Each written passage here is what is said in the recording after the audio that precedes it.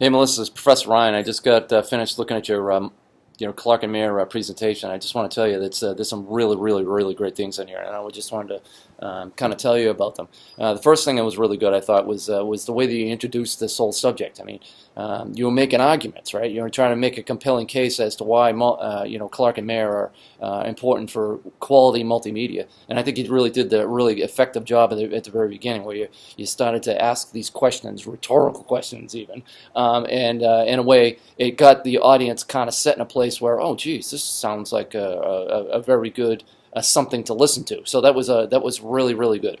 The second thing is that I thought was really great was the way that you used your small multimedia icons in certain places. And I think that the first one was on the slide, the psychological research for redundancy, I think it was. I'm looking at my notes up here on the board.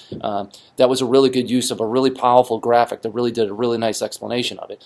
And then I can't even tell you that the one with the icons where you're making the do's and don'ts one, that was an amazingly well done and very simple but very effective way of communicating what your point was through the multimedia, where you very meticulously revealed them one at a time, and they were inarguable. I was leaving there and said, "There's no doubt in my mind that I can't do these things, or I must do these things." So that was really great. On the other hand, one thing that I need to caution you about is there was that one slide. It was the omission of text evidence slide, I think. And that was the one where there was a lot of text on there. It was citations and things, and I think you were giving examples, and you wanted to be specific. It was clear to me. But it's too much text, and what ends up happening is you actually weaken your argument by doing that, because it's like, oh well, why we have so much text on the slide for this particular one, right? Believe me, there are times when there are exceptions, and you made that case as well, right? But you just don't want to refute your own case by doing that.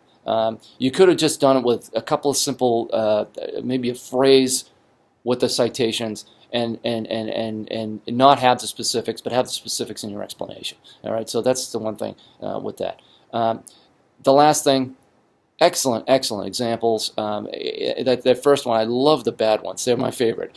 I mean, as you've shown that thing with the solar system, and the narrator was reading it word for word.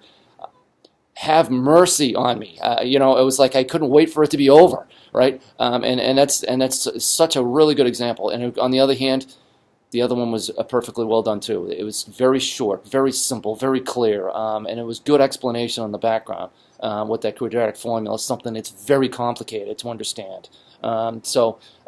Well done, and I'm really looking forward to what the project's going to look like. And last thing, when you mentioned about how you're going to use it in your project, one thing that was really good about that I thought was wonderful was the way in which you were very intentional about describing what you were going to do, but then you were following it up with who your audience is, and you were saying these are going to be middle school students, so my decisions are being based on that. Excellent work in that regard. All right, so again, I'm looking forward to your project, and I hope things are going well. I'll see you later.